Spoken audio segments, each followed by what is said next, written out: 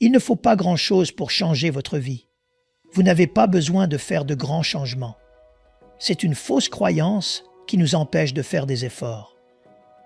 Oh, ma vie a juste besoin de changer. Pas de beaucoup. Pas grand-chose. Il ne faut pas grand-chose pour créer des changements favorables ou ce que j'appellerais des améliorations dans votre vie. L'objectif d'aujourd'hui est de savoir comment améliorer votre vie en 24 heures. Je n'ai pas 50 ans pour améliorer ma vie. Je l'ai fait il y a des années, mais plus maintenant. Je n'ai pas 25 ans pour améliorer ma vie. Alors, comment pouvez-vous améliorer votre vie en 24 heures? Rappelez-vous, les sentiments sont importants. Après tout ce que nous faisons, c'est pour un sentiment. Ne minimisez jamais vos sentiments. Ne banalisez jamais vos sentiments. Mais nous savons qu'ils peuvent changer en un instant. Vous pourriez être déprimé et une conversation significative peut changer complètement l'image de votre vie. Les sentiments sont très changeants et vous pouvez avoir l'impression que votre vie ne mène nulle part. Rien ne change vraiment. Rien ne s'améliore. Rien ne se passe dans votre vie. Je voudrais vous rappeler les deux philosophies de base qui dirigent la Terre. Premièrement, celle d'endurer votre vie, d'endurer les moments difficiles. Et un jour, cela changera. L'autre philosophie est de sortir ou d'échapper à l'endroit où vous êtes et d'aller dans un endroit meilleur. J'appelle ça la philosophie du confort et du changement. On croira toujours à quelque chose qui nous aide à endurer ce que nous traversons. L'endurance a sa place. Il y a certaines choses que vous devez endurer pour un temps, mais je suis vraiment enclin à croire au changement et que mes décisions créent mon style de vie. Mes décisions créent ma joie. Je ne crois pas que Dieu soit responsable de ma joie. Il est la source de ma joie, mais pas responsable de ma joie. La Bible est un livre sur les décisions, en qui faire confiance, quoi changer, sur quoi se concentrer. J'ai vu des moments où je n'avais pas du tout faim et je suis passé devant un panneau d'affichage et soudain je me suis dit « Miam, miam ». J'étais si fier de moi quand je suis arrivé à l'aéroport de Tel Aviv parce que j'avais limité mon alimentation à très peu ce jour-là. Et j'étais si fier de moi parce que je fais un effort sérieux pour devenir mince. C'est un rêve pour moi plus grand que tout ce que vous pouvez imaginer. Et donc, frère Ron et moi marchons dans l'aéroport. Et je suis assez fier de moi parce que je n'ai pas vraiment faim, mais je regarde autour de l'aéroport et il y a un McDonald's. J'ai dit, frère Ron, je sens que le Seigneur nous conduit chez McDonald's parce que je pouvais anticiper le goût d'un Big Mac. Nous y sommes allés et ils en avaient deux. L'un s'appelait Big Texas et l'autre Big New York. Je n'avais jamais vu ce Big Texas. Peut-être que je ne suis pas allé chez McDonald's récemment, mais est-ce qu'il y a des Big Texas ici? Non, mais ils l'ont en Israël. Big Texas. J'ai dit, frère Ron, prends-m'en deux. Ils étaient plus grands que ma main. Plus grands que ma main. C'était comme 4 Big Mac, peut-être 5 même, mais 1000 fois meilleurs. Je me suis assis et j'ai mordu dans ce sandwich juteux. Vous savez, il y a une façon de manger qui n'en a rien à faire de qui regarde. Ça dégouline partout, mais c'est délicieux. Je vous dis, c'était le meilleur hamburger que j'ai mangé de toute ma vie. Et j'ai essayé de le manger très lentement pour me sentir rassasié plus rapidement. Et les deux étaient phénoménaux. Je n'arrivais pas à croire que j'avais fait ça. Il a suffi d'une image pour m'inciter à manger. Vous êtes à une image près d'un sentiment différent. Vous êtes à une image près d'un sentiment différent. Donc, rappelez-vous toujours de cela lorsque vous vous sentez mal. Ce n'est pas votre vie, ce sont vos sentiments. Un sentiment n'est pas votre vie. Vous pouvez vous sentir seul et vous dites « Personne ne m'aime. Personne ne pense à moi. Personne ne se soucie. Je pourrais mourir et il ne viendrait pas me voir pendant 1 mois. » Mais rappelez-vous que c'est un sentiment. Comment améliorez-vous votre vie en 24 heures? Parce que vous le pouvez. Vous l'avez vu arriver. Vous vous êtes vu dans une phase descendante où vous ne vouliez pas vivre un jour de plus. J'ai eu des jours dans ma vie où je ne voulais pas voir un autre jour, où je sentais que tout ce que j'avais fait était insensé et stupide. Pourquoi avais-je fait ça? Pourquoi avais-je même écrit un livre? Et il y a eu d'autres jours où je me suis dit « Wow, je gère ». Techniquement, personne ne gère. Nous avons juste l'air de gérer. Personne ne gère. Tout le monde a une partie de sa vie qui est en désordre. Tout le monde, peu importe le nom que vous donnez. Les meilleurs prédicateurs sur Terre ont certains aspects de leur vie sur lesquels ils doivent travailler. Ça peut être un de leurs enfants qui est loin de Dieu, et cela les attriste spirituellement. Pourquoi mon propre fils ou pourquoi ma propre fille ne peut-elle pas changer? Pourquoi est-ce que je vis cela toute ma vie? Je me suis investi dans mes enfants et soudain ils sont différents. Ils ont changé. Ils ne répondent plus à mon influence. Je voudrais répondre à cela.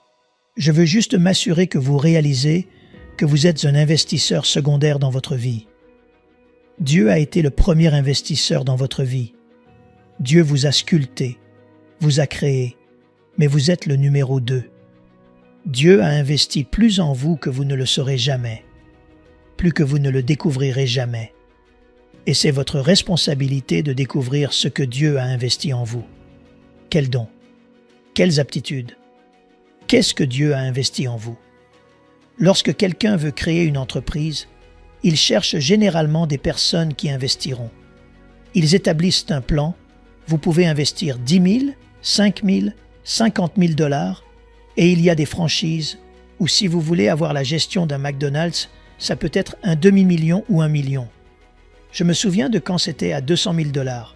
Si vous vouliez faire ouvrir un McDonald's dans votre quartier, il fallait investir 200 000 $. Ils avaient un système, ils avaient une configuration. Eh bien, vous êtes le PDG de votre entreprise. Vous êtes le propriétaire de votre entreprise. Vous êtes une entreprise. Vous êtes une entreprise. Dieu a investi en vous. Vous êtes le PDG, le directeur général de votre entreprise. Vous êtes aussi le directeur financier de votre entreprise. Mais vous êtes une entreprise. Les gens investissent en vous leur énergie, leur temps, leurs paroles, leurs informations. Ils vous prêtent leur association pour accroître votre crédibilité, mais vous devez commencer à vous voir comme une entreprise.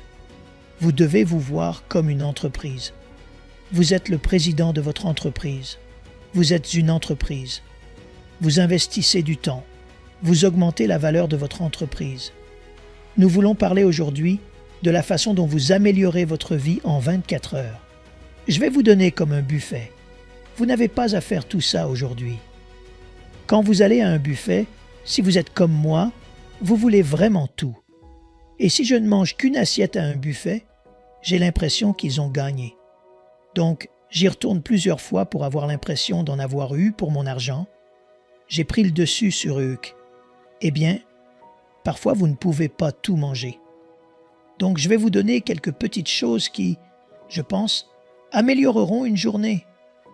Il y a environ 27 ans de cela, pendant 2 ans, j'ai jeûné 3 jours par semaine pendant 2 ans, lundi, mardi et mercredi. Pendant ce temps, Dieu m'a parlé radicalement. Une des choses qu'il m'a montré, c'est que ma journée était comme un train avec 24 wagons en or. 24 wagons en or. Et que chaque progrès que je faisais créait du plaisir. Que chaque jour, on vous donnait 24 wagons en or. Et ce que vous mettiez dans chaque wagon déterminait la vitesse et la distance que votre train parcourait vers une destination. La vie a 3 plaisirs de base. La créativité, qui est le commencement, le progrès et l'achèvement. 3 plaisirs différents. Le commencement, la naissance, la créativité. Donner naissance à quelque chose vous enthousiasme. C'est pourquoi quand on parle de créer quelque chose dans notre avenir, quelque chose qu'on va faire, on est enthousiaste. Ensuite, on observe et on évalue les progrès qu'on fait. Puis quand on termine quelque chose, quand c'est fini, on est à un autre niveau de plaisir. Vous devez identifier ce qui vous fait plaisir, ce qui vous enthousiasme. Rappelez-vous que vous devriez être, après le Saint-Esprit, la personne la plus importante dans votre vie et vous devez investir en vous-même. Si vous prenez soin de vous, si je prends soin de moi, alors je peux prendre soin de mon Père. Si je prends soin de mon esprit, alors je peux prendre soin de ma famille. Je peux prendre soin des autres. Rappelez-vous votre importance personnelle et ne faites pas tout votre investissement dans les autres parce que vous êtes le PDG de votre entreprise. Vous êtes une entreprise. Qu'est-ce qui est le plus important? Un iPad ou la société Apple? La société Apple. Sans la société Apple, il n'y aurait pas d'iPad, pas d'iPhone, pas d'iPod. Ainsi, vous voulez vous voir comme extrêmement important dans votre monde. D'où vous investissez en vous parce que le meilleur cadeau que vous pouvez offrir à quelqu'un est un vous heureux. Le plus grand cadeau que vous puissiez offrir à quelqu'un est un vous heureux. Il y a un célèbre dicton qui dit « Si maman n'est pas heureuse, personne n'est heureux. » Mais il faut que vous fassiez attention à vous-même parce que personne ne pense à vous toute la journée. Ils pensent à eux, même un détracteur. La seule fois où ils pensent à vous, c'est quand ils vous critiquent. Je m'intéresse aux critiqueurs parce que je trouve ça incroyable qu'ils pensent que ma vie est plus importante que la leur. Nous allons par conséquent prendre soin de notre esprit, nous allons prendre soin de notre vie, nous allons identifier ce qui nous fait plaisir, trouver les pièces cassées en nous parce que personne n'arrive entier. Tout le monde est arrivé endommagé. Nous avons tous des pièces manquantes. Nous avons tous des morceaux manquants. Il n'y a aucun d'entre nous ici qui n'ait pas une pièce manquante dans sa vie. Et nous passons notre vie à la chercher, à la trouver. Et nous commençons à améliorer notre vie par la connaissance. Et c'est le but de la connaissance. La capacité de faire des changements. Nous allons parler d'une journée, car si on ne peut pas faire en sorte qu'une journée se passe bien, pourquoi essayer de faire en sorte que toute une vie se passe bien? Votre vie, c'est aujourd'hui, parce que demain n'a pas commencé. Hier est déjà fini. Considérez ceci un instant parce que c'est très important que vous voyiez ça. Hier est fini. Demain n'est pas là. En conséquence, aujourd'hui est votre vie. Votre vie implique hier, aujourd'hui et demain. Mais votre vie est une période de 24 heures. Donc, si je ne peux pas gérer une journée, je n'ai pas géré ma vie. Puisque la vie de Dieu est en nous, nous sommes la vie. La vie de Dieu est en nous.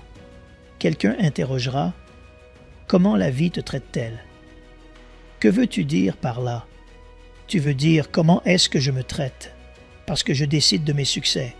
Je décide de mes plaisirs. Mes décisions créent ma vie, mon monde.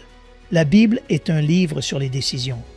Nous allons examiner une journée de 24 heures. Et comment est-ce que j'aborde ce cadeau de Dieu, cette journée de 24 heures, qui est un serviteur pour moi? Cette journée m'a été confiée pour voir comment je peux me préparer pour l'avenir, générer de la faveur, engendrer de la faveur. Dieu a planté et m'a donné 24 heures pour investir dans ma vie. Une journée est un investissement divin en moi. Aujourd'hui est un investissement divin en moi. Je ne suis pas un colporteur d'espoir. Je crois qu'il y a un plan que nous pouvons mettre en œuvre. Il y a des clés que nous pouvons utiliser pour faire d'une journée la journée de plus haut niveau, parce qu'aujourd'hui est une semence pour demain. Donc, ma vie aujourd'hui compte vraiment. Je n'essaie pas juste de survivre aujourd'hui. Aujourd'hui, c'est la vie, c'est ma vie, c'est là. Qu'est-ce que j'en fais? Prenons Proverbes chapitre 4, verset 18. Vous allez vraiment voir des changements, de bons changements dans votre vie. Le sentier des justes est comme la lumière resplendissante, dont l'éclat va croissant jusqu'au milieu du jour. Dites au milieu du jour. Combien ont l'impression que si vous pouvez créer un jour parfait, vous pourrez le faire 2 fois? Combien ont déjà vu des jours tellement bons qu'ils avaient l'impression que c'était la chose la plus proche du paradis qu'ils aient jamais eue? Pouvez-vous le reproduire? Bien sûr. Si vous avez fait un bon gâteau, vous pouvez en faire un deuxième. Combien ont l'impression que si le premier gâteau était raté, il vous faut à nouveau revoir la recette et dire « Comment puis-je améliorer ce gâteau ?» Eh bien, Si ma journée ne se passe pas, entre guillemets, bien, rappelez-vous que je suis le conducteur. Je suis le conducteur. Vous êtes le conducteur de votre vie. Dieu m'a montré que ma vie était comme 24 heures, 24 wagons en or, et ce que je mettais dans le wagon 10 et le wagon 9 et le wagon 3 et le wagon 14 décidait de la vitesse à laquelle je me déplacerais vers la prochaine destination. Rappelez-vous que la vie est une collection d'objectifs. Vous avez réussi des milliers de fois. La réussite, c'est obtenir quelque chose que vous voulez. La réussite, c'est obtenir quelque chose que vous voulez. La réussite est une expérience. Ce n'est pas un moment de votre vie, c'est une expérience. Si vous avez obtenu quelque chose que vous vouliez, vous avez réussi. Comment s'est passé votre anniversaire? Oh, c'était merveilleux. Mes amis sont venus et quelqu'un m'a donné ça, et quelqu'un m'a donné ça, c'est merveilleux. Donc vous avez réussi. Vous avez eu un succès. Vous avez déjà eu de nombreux succès. Je me souviens de quand je voulais des endroits pour prêcher. Oh, si seulement j'avais quelqu'un qui m'ouvre la porte, quelqu'un qui m'invite, quelqu'un qui m'appelle. Je veux prêcher. Je veux prêcher. Et les portes n'étaient tout simplement pas là. Puis un jour, quelqu'un m'a invité. Youhou! Youpi! Devinez quoi? Je viens d'être invité. Maintenant, je veux rester à la maison. C'est tout à fait différent. Vos désirs vont changer. Vos objectifs vont continuellement changer. Vos objectifs vont continuellement changer. Mais vous identifiez ces objectifs. Vous les écrivez. Vous mettez des images d'eux devant vous parce que vous avez la nature de Dieu en vous. Vous êtes un créateur. Cette passion d'obtenir, cette passion de produire est une chose de Dieu en vous. Vous ne pouvez pas être délivré de cette partie de votre vie parce que vous avez la nature de Dieu. Un chien veut aboyer et 1000 séminaires ne le changeront pas. Donc, vous savez que vous avez la nature de Dieu en vous. Comment puis-je réussir une journée? Numéro 1. Identifiez l'objectif dominant de votre journée. Identifiez l'objectif dominant de votre journée. Identifiez toujours l'objectif dominant et c'est ce que vous croyez si vous réussissez ce jour-là. C'est la chose que vous devez réussir. Il y a beaucoup de choses que vous ferez ce jour-là. Vous vous habillerez, vous parlerez à des amis, vous irez à l'église, mais quel est l'objectif dominant?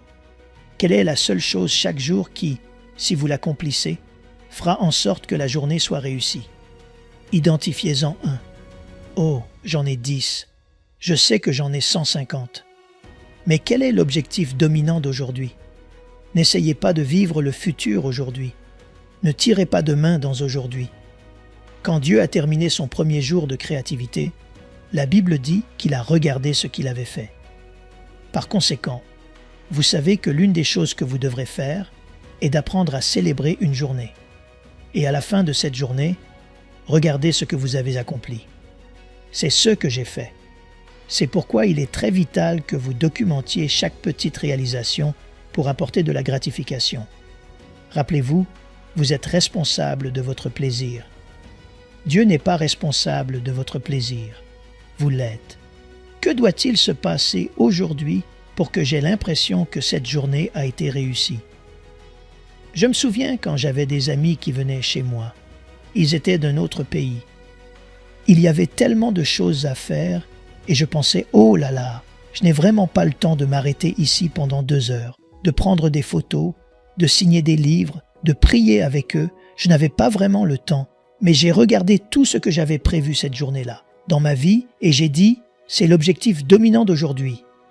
Accueillir ces hommes de Dieu qui ne seront probablement plus jamais dans ma maison. C'est l'objectif dominant d'aujourd'hui. Pas la seule chose que je ferai, pas la seule chose que je terminerai, mais c'était la chose la plus importante ce jour-là. Que je devienne un Abraham qui a accueilli Dieu et 2 des anges avec lui alors qu'ils étaient en route vers Sodome et Gomorrhe. Abraham avait beaucoup de responsabilités, mais il considérait l'accueil de ces 3 comme très important. Objectif dominant. Objectif dominant. Mon objectif dominant aujourd'hui, mon objectif dominant.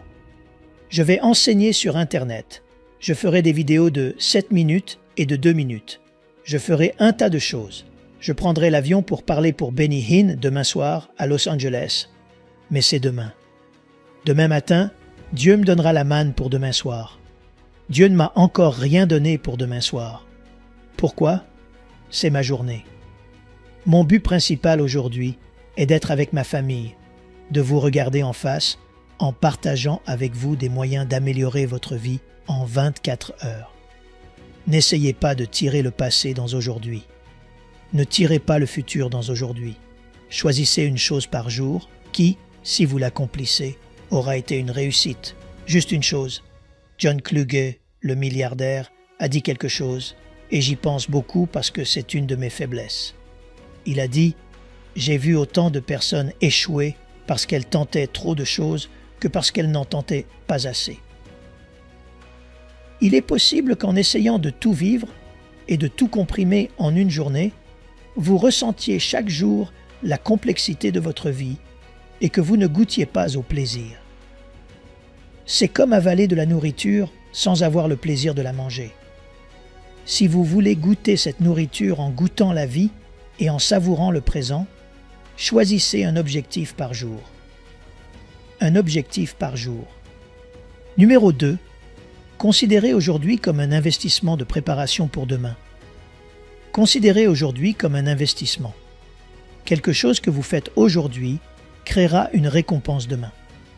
Quelque chose que vous faites aujourd'hui donnera naissance à des changements favorables dans votre avenir. Vous ne récolterez pas ce que vous faites aujourd'hui. Aujourd'hui n'est pas une récolte. Aujourd'hui n'est qu'une graine. Certaines des choses que vous faites aujourd'hui ne porteront leurs fruits que demain. L'avenir. Aujourd'hui est un investissement. Aujourd'hui est un temps que Dieu vous a donné pour investir. Et les choses que vous ferez aujourd'hui ne vous rapporteront pas aujourd'hui. Elles sont à long terme. J'ai étudié d'assez près la vie de Sam Walton. Un homme qui peut donner à chacun de ses enfants 1 milliard à son départ mérite vraiment d'être étudié. Il avait 5 enfants, il a laissé à chacun 1 milliard chacun. Mais il a dit « Je n'investis jamais dans une entreprise pour savoir où elle sera dans 2 ou 3 ans.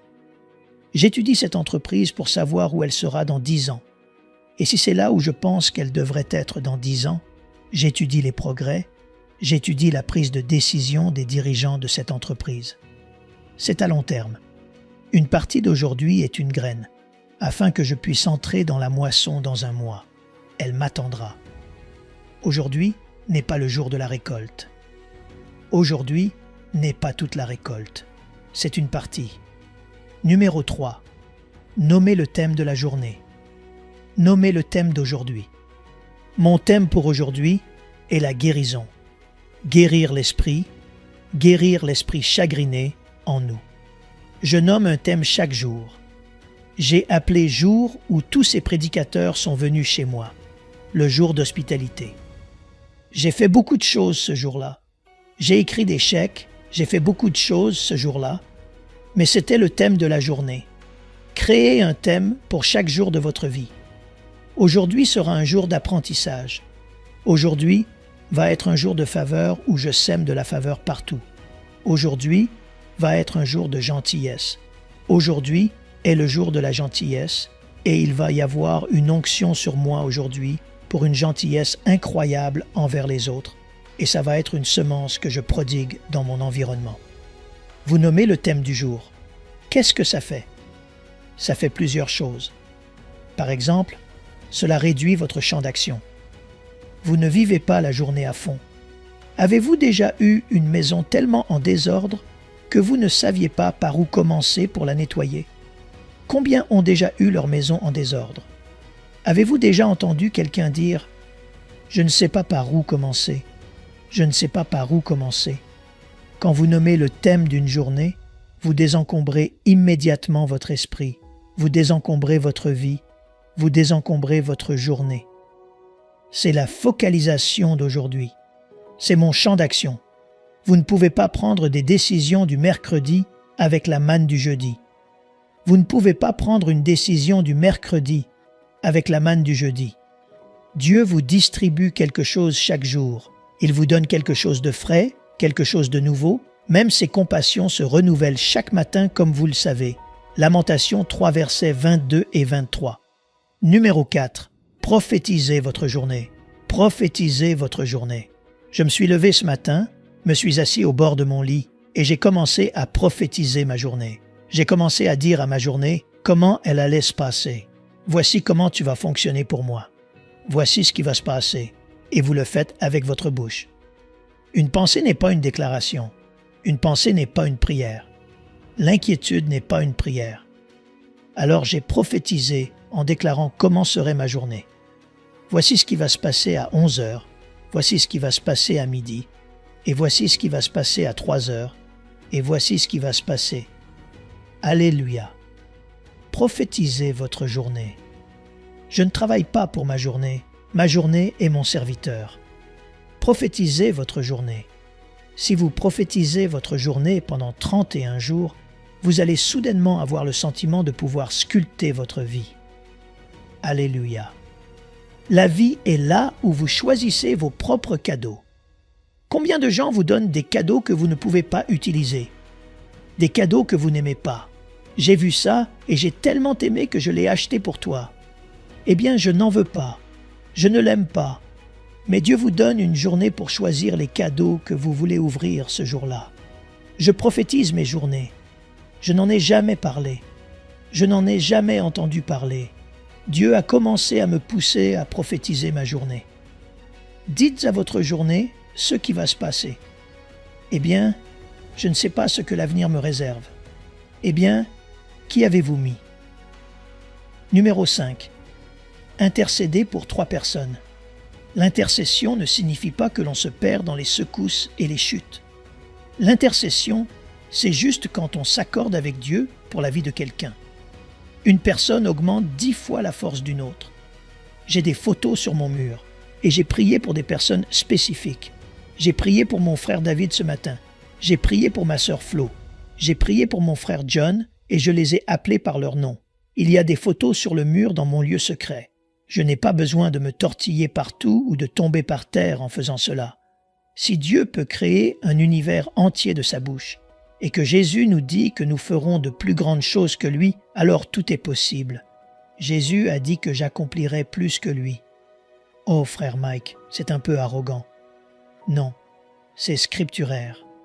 Tout ce que j'ai à faire, c'est dire « Père, je suis un Abraham pour mon frère David, et j'aimerais que tu débarrasses sa vie de tout, sauf de sa mission. Que tu mettes une paix surnaturelle en lui, qu'il fasse des progrès, et que tu lui révèles où il fait des progrès dans sa vie. Saviez-vous que si je prie spécifiquement pour lui, Dieu me voit, entend mes prières et dit « D'accord ». Instantanément, la Bible dit qu'un mettra en fuite 1000 ennemis, mais 2 d'entre nous mettront maintenant en fuite 10 000 ennemis. Ainsi, s'il a 1001 ennemis, ce sera trop pour sa vie de prière. Il n'a que la foi pour 1000. Mais si je viens à ses côtés, tout ce qui est inférieur à 10 000 est vaincu dans sa vie. Alléluia, alléluia.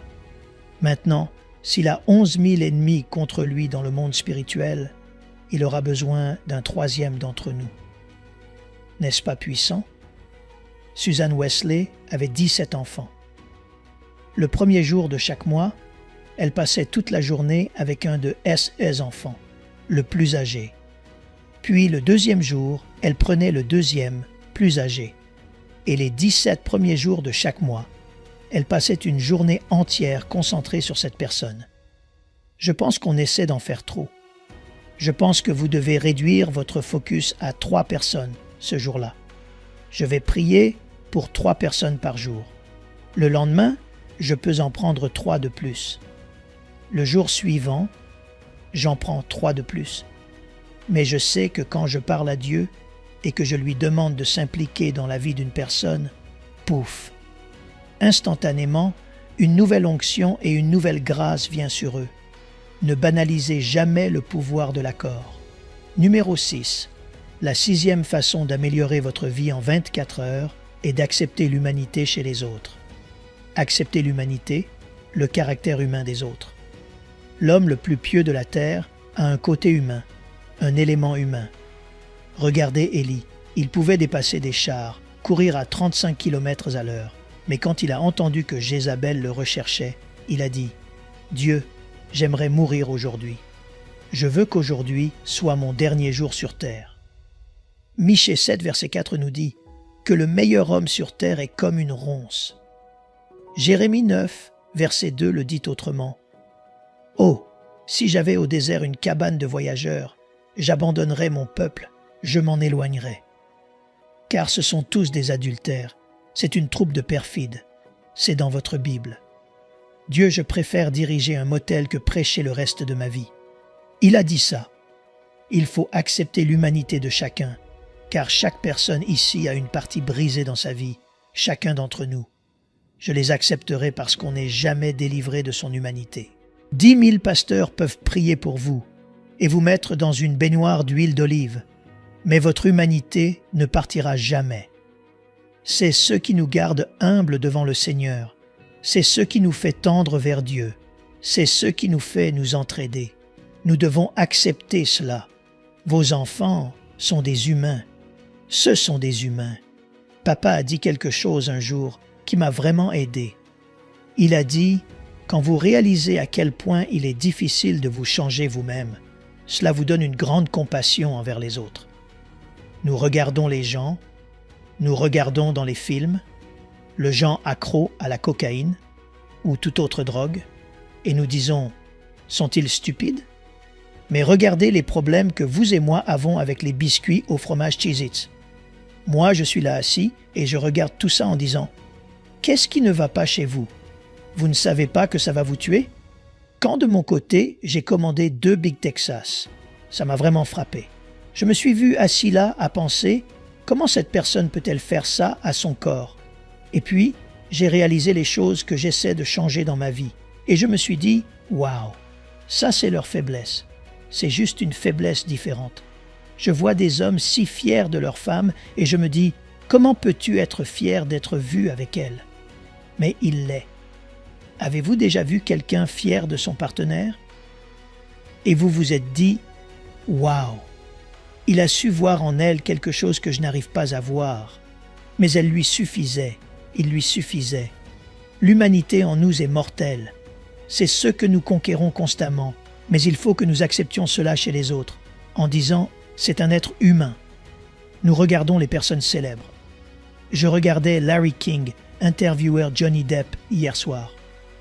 Nous avons tous l'air de pouvoir tout gérer, mais il y a une partie humaine de nous qui dit « Seigneur, d'où est-ce que ça vient? Pourquoi est-ce en moi? Pourquoi dois-je faire face à ça? » Mais ça nous garde connectés à Dieu. Numéro 7, décidez de pardonner à tout le monde. Ça vous enlève un poids. Choisir à qui pardonner est stressant. Décidez simplement de pardonner à tout le monde. Est-ce que ça signifie que vous devenez soudainement leur meilleur ami? Non. Est-ce que ça signifie que vous leur faites confiance à nouveau? Non. Vous leur pardonnez. Qu'est-ce que ça signifie? Je ne te pénaliserai pas pour ton péché. Je ne te pénaliserai pas pour une offense. Je permettrai à Dieu de te pénaliser, mais je ne serai pas impliqué dans ta pénalisation. Maintenant, il y a autre chose qui veut pénaliser quiconque nous offense. Je t'aurai. Je te rendrai l'appareil. Réalisez-vous que le simple fait de trouver un moyen de vous venger est stressant? Comment vais-je leur rendre l'appareil? Quelle est la façon dont je peux me venger? Comment puis-je les blesser sans que personne ne le sache? Vous pensez à crever les pneus des gens? Vous pensez, à quelle heure le ferai-je? Et si quelqu'un a une caméra? Il y a toujours quelqu'un qui se promène la nuit avec une caméra. Et si quelqu'un me voit et que je ne le vois pas? Mais si vous disiez simplement « je pardonne, je pardonne, je pardonne », est-ce que ça veut dire que vous oubliez? Non. C'est une jolie petite phrase de gens bienveillants. Quand les frères de Joseph sont entrés par la porte, il n'a pas dit « Wow, je ne me souviens même plus de vous. Comment vous appelez-vous » La Bible dit qu'ils savaient qui ils étaient. Je pense que vous vous souvenez. Vous vous souvenez de la douleur. Vous vous souvenez des offenses. Cela ne veut pas dire que vous n'avez pas oublié, mais vous pardonnez. Je te libère de ma pénalisation pour cette offense. Ça vous enlève un poids incroyable. Numéro 8. Standardisez des parties de votre journée. Standardisez des parties de votre journée. Il y a des choses que vous faites tous les jours, alors uniformisez-les. Peut-être l'heure à laquelle vous vous couchez, peut-être que vous vous levez chaque matin, vous préparez des céréales. Mais uniformisez des parties de votre journée. Cela enlève un poids. Si vous faites quelque chose chaque semaine, standardisez la semaine, le jour. Si vous faites quelque chose une fois par semaine, faites-le au même moment, chaque semaine, à ce moment-là. Plus vous homogénéisez des parties de votre vie, plus vous aurez de joie dans les parties créatives de votre vie. Homogénéisez les parties de votre vie. Je fais un rapport sur 7 jours. Chaque lundi, je veux un rapport d'impact sur 7 jours. Quel a été l'impact de mon émission de télévision? Quel a été l'impact de mon émission sur Internet? Je veux un rapport d'impact. Lorsque j'ai investi ceci, quel a été le résultat? Je mets de l'énergie ici. Quel est le résultat? Uniformisez les parties de votre journée qui peuvent l'être. J'ai créé une feuille de route pour mon personnel, afin qu'il sache exactement ce que je veux manger chaque jour. Voici ce que je veux le lundi. Voilà ce que je veux le mardi. Voilà ce que je veux le mercredi. Standardisez les aspects de votre vie. Standardisez les parties de votre vie où vous offrez des cadeaux. Décidez des cadeaux que vous allez offrir. Par exemple, un livre, c'est le livre que j'aime et c'est celui que je vais offrir cette année. Chaque fois que quelqu'un fête son anniversaire et qu'il a besoin d'un cadeau, c'est le cadeau à offrir. Et vous standardisez les aspects de votre vie, sinon vous êtes constamment en train de tout mélanger. Normalisez les aspects de votre vie qui peuvent l'être. Numéro 9. Identifiez 3 choses qui vous inspireront ce jour-là. Peut-être une photo de quelqu'un, vous pouvez avoir une photo de votre enfant qui vous fait rire à chaque fois que vous la voyez, mais trouvez 3 choses qui vous inspirent. Ça peut être une chanson particulière. Qu'est-ce qui vous fait avancer? Qu'est-ce qui vous débloque? C'est différent pour chacun. On dit, et je les crois, qu'on doit faire très attention à ceux qui nous entourent lorsque nous avons une expérience émotionnelle, parce que votre traumatisme connectera tout ce qui vous entoure. Je peux vous dire où j'étais quand j'ai entendu que le président John F. Kennedy avait été assassiné. Je peux vous dire où j'étais assis sur un canapé en Californie quand la princesse Diana a été tuée dans un accident de voiture et qu'ils l'ont montré à la télévision. En ce moment, il y a une chanson qui est populaire qui dit « Si tu ne me connais pas maintenant, alors tu ne me connaîtras jamais, jamais, jamais, jamais, jamais, jamais. » Je peux vous parler sur le chant de la fille avec qui je sortais à l'époque. Parce que je me souviens que cette chanson passait quand on avait un problème dans notre relation. Si tu ne me connais pas maintenant, alors tu ne me connaîtras jamais. Et chaque fois que j'entends cette chanson, je suis de retour à l'endroit même où je voyais son visage. Maintenant, si les choses négatives peuvent avoir cet impact, trouvez les choses qui vous excitent, les choses qui vous remuent, les choses qui débloquent votre énergie. Numéro 10. Notez 3 bonnes choses qui se sont produites. Ce jour-là, pas un chapitre. Notez simplement 3 choses par jour qui vous ont fait plaisir. Vous avez peut-être respecté le calendrier de quelque chose. Notez-le simplement. Notez 3 choses en une phrase. Peut-être que vous avez vu votre fille que vous n'avez pas vue depuis 6 mois. Elle est venue à la maison et il y avait un nouvel amour qui s'est reconstruit. Écrivez-le. Notez simplement 3 choses. Pourquoi? Cela débloque une gratitude et vous commencez à manifester ce qui est en vous. Oh, ça améliore votre journée. Quelque chose se passe quand vous commencez à tenir un journal. Numéro 11. Mémorisez un verset. Essayez de maîtriser un sujet dans la Bible. Si vous voulez maîtriser le sujet de l'amour, il vous faut mémoriser 31 versets sur l'amour, mais mémorisez un verset par jour. Pourquoi? Parce que sa parole contient la foi. Numéro 12. Excellez en amour. Dites « j'excellerai en amour. Dites-le encore. Dites-le encore. Si vous excellez en amour, vous avez excellé dans la vie. Si vous échouez en amour, vous avez échoué dans la vie. Numéro 13. Décidez de semer et de prodiguer de la faveur dans votre environnement. Décidez de prodiguer de la faveur dans votre environnement. On parle toujours de la faveur comme d'une récolte, mais c'est une graine que vous pouvez semer. La graine garantit la récolte. Je ne voudrais pas vivre ma vie en disant « Je veux juste la faveur ici, et je veux la faveur là, et je décrète la faveur du nord au sud. » Non, je sème la faveur. Si je prodigue la faveur dans ma vie, la loi de la moisson me rattrapera. Prends une décision. Que fais-tu? Je sème la faveur. C'est ce que je fais. Alléluia. De quoi as-tu besoin? Que puis-je faire pour toi? Comment puis-je t'aider? Faveur, faveur. Numéro 14. Investissez 7 minutes dans le lieu secret. Investissez 7 minutes dans le lieu secret. Cela enlève la culpabilité. Cela vous fait réaliser que Satan ne peut pas utiliser cela contre vous, en disant que vous n'avez pas prié ce jour-là, que vous n'avez pas passé de temps avec le Saint-Esprit, etc. Vous avez passé 7 minutes. Si Dieu vous garde là plus longtemps, c'est super, mais votre part est d'investir 7 minutes. 3 choses que vous voulez faire dans le lieu secret. Numéro 1 est de chanter. Chanter dissipe les ténèbres. Le but de la musique est de changer l'humeur. Alors chantez au Saint-Esprit. Numéro 2. Soyez reconnaissant. Exprimez verbalement votre gratitude pour tout. Ce que Dieu vous a donné est fait pour vous. Et 3. Demandez la sagesse dans vos décisions. Alléluia. D'abord vous chantez, ensuite vous le remerciez, et puis 3. Vous lui demandez une sagesse spécifique pour une situation à laquelle vous êtes confronté. Numéro 15. Méditez sur un sujet. Méditez sur un sujet, ce jour-là. Choisissez un sujet par jour pour que votre esprit se concentre dessus, un sujet différent chaque jour, et méditez là-dessus.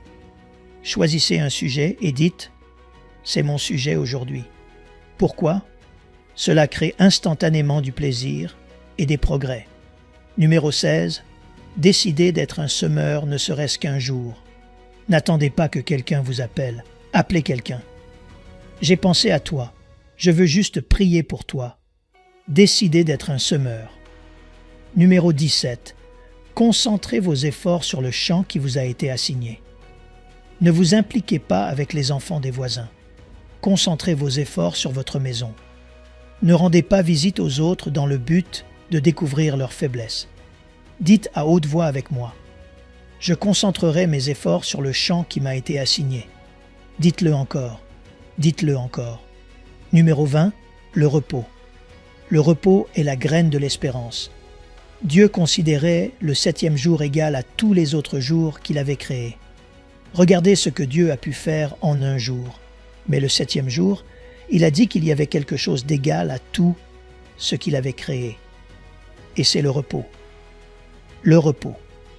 Beaucoup de mariages s'amélioreraient s'ils se reposaient simplement suffisamment. Beaucoup de relations changeraient si elles se reposaient simplement suffisamment. Si vous allez sur mon blog, sur notre site web, vous remarquerez que j'ai écrit à ce sujet cette semaine. Le repos est votre graine pour le changement. Vous êtes une personne très différente quand vous êtes reposé que quand vous ne l'êtes pas. 3 personnes, Dwight D. Eisenhower, le président Bill Clinton et le président Bush, ont dit que toutes leurs mauvaises décisions pouvaient être attribuées à une journée où ils étaient trop fatigués. Le président Eisenhower a déclaré qu'il ne prendrait jamais de décision importante après 3 heures de l'après-midi chaque jour. Pourquoi?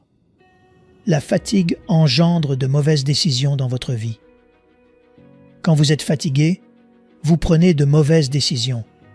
Si vous voulez améliorer une journée, remettez-vous en forme. Combien se sont déjà réveillés dans une humeur complètement différente de celle dans laquelle ils s'étaient couchés? Parce que le repos est un guérisseur. Le repos est un guérisseur. Le repos est un restaurateur. Dites ceci à haute voix, j'améliorerai mes jours.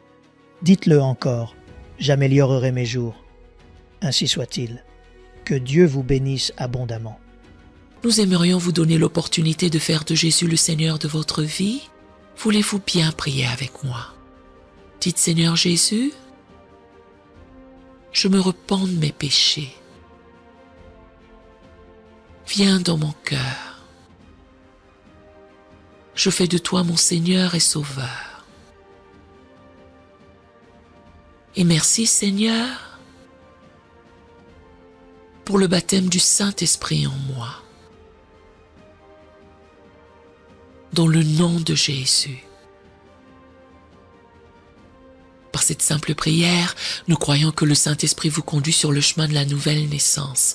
Allez dans une bonne église dont le fondement est la parole de Dieu, passez par les eaux du baptême et donnez à Dieu la première place. Nous espérons de tout cœur que ce message vous encouragera. Si vous connaissez quelqu'un qui puisse être encouragé, s'il vous plaît, envoyez-le lui pour nous aider à atteindre plus de gens et à propager l'Évangile. Édifions le corps de Christ ensemble. Appuyez sur la cloche des notifications et merci infiniment de nous soutenir en vous abonnant à notre chaîne. N'hésitez pas à laisser vos requêtes de prière dans la section des commentaires. Sachez que même si vous ne voyez pas de réponse à votre requête, que ce soit sur YouTube, email, Facebook ou sur Messenger, nous avons prié pour vous. Nous invitons humblement le corps de Christ à soutenir chaque requête en écrivant une prière dans la section commentaires. Tenez-vous ferme dans la foi avec nous pendant que nous prions. Que la grâce et la paix du Seigneur Jésus-Christ soient avec vous tous et qu'il vous bénisse merveilleusement.